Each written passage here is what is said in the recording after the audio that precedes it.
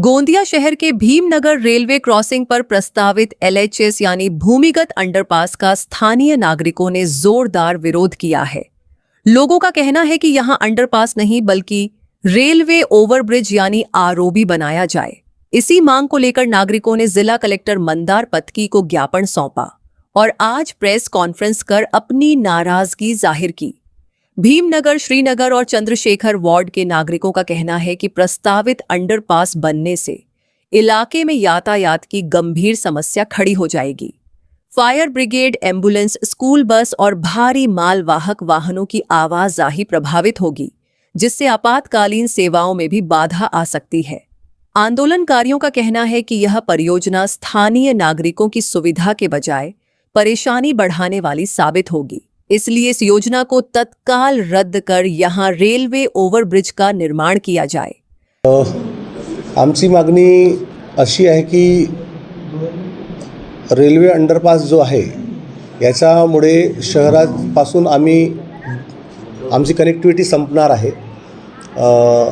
आमच्या क्षेत्रातल्या लोकांना इमर्जन्सी सेवा मिळूच शकत नाही, कारण की तिकडे अग्निशमन म्हणा किंवा ॲम्ब्युलन्स म्हणा किंवा MSCBच्या मोठ्या गाड्या किंवा मोठे भारी वाहनं तिकडे येऊच शकणार नसल्या कारणामुळे त्या क्षेत्रातला विकास होणारच नाही आणि त्या क्षेत्रातल्या लोकांना तो भाग सोडून दुसऱ्या क्षेत्रात जाऊन वसाहत करावी लागणार आहे।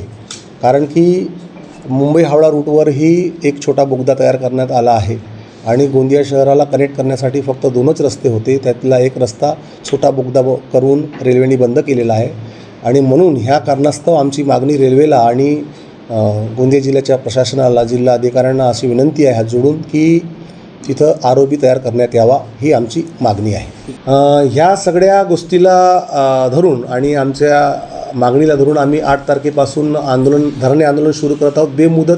बेमियादी आमचं आंदोलन आहे, धरणे आंदोलन आहे। त्या 8 तारखेपासून आहे, 8 तारीख सकाळी 10 वाजतापासून आहे। 10 वाजेला आम्ही तिकडे एकत्रित होणार आहोत आणि तिथून पैदल मार्च आम्ही भीमनगरच्या मार्गे सिंधी कॉलनी, चांदनी चौक, जयस्तंभ चौक असं आमचा मार्ग राहणार आहे आणि आम्ही उपविभागीय अधिकारी यांना त्या दिवशी पहिल्या दिवशी निवेदन देणार आहोत आणि त्यानंतर दररोज आम्ही बेमुदत धरणे आंदोलन ज्या ठिकाणी काम सुरू आहे भीमनगरला त्या ठिकाणी बसून करणार आहोत। स्थानीय लोगों ने सुरक्षा का मुद्दा भी उठाया है। उनका कहना है कि भूमिगत अंडरपास बनने से रात के समय महिलाओं, छात्राओं और नौकरी पेशा लोगों की सुरक्षा पर सवाल खड़े होंगे। साथ ही बारिश के मौसम में अंडरपास में जल भराव जैसी समस्याएं भी सामने आ सकती हैं, जिससे आम नागरिकों को भारी परेशानी झेलनी पड़ेगी। याचा त्रास असं होणार आहे की आम्ही महिला लोक रात्रीच्या वेळेस तिथे जाऊ शकत नाही आणि दुसरं म्हणजे असं की आमच्या ज्या मुली शिकणाऱ्या आहे तर त्या अंडरग्राऊंडमध्ये इतकं पाणी असते की त्या मुली शाळेत जाऊ शकत नाही, स्कूल व्हॅन येऊ शकत नाही, तुमचं ॲम्ब्युलन्स येऊ शकणार नाही। आता म्हणजे एक छोटा बोगदा तयार केला, त्याच्यामुळे आम्हाला इतका त्रास आहे सर की आमच्या तिकडून मुलींना म्हणजे 2 तास आधी म्हणजे व्हॅनमध्ये जावं लागते। त्या एका बोगद्यामुळे असं त्रास झालेला आहे, तर विचार करा की हा बोगदा झाल्यानंतर त्यांना किती त्रास सहन करावा लागेल, सुरक्षा आहे की नाही।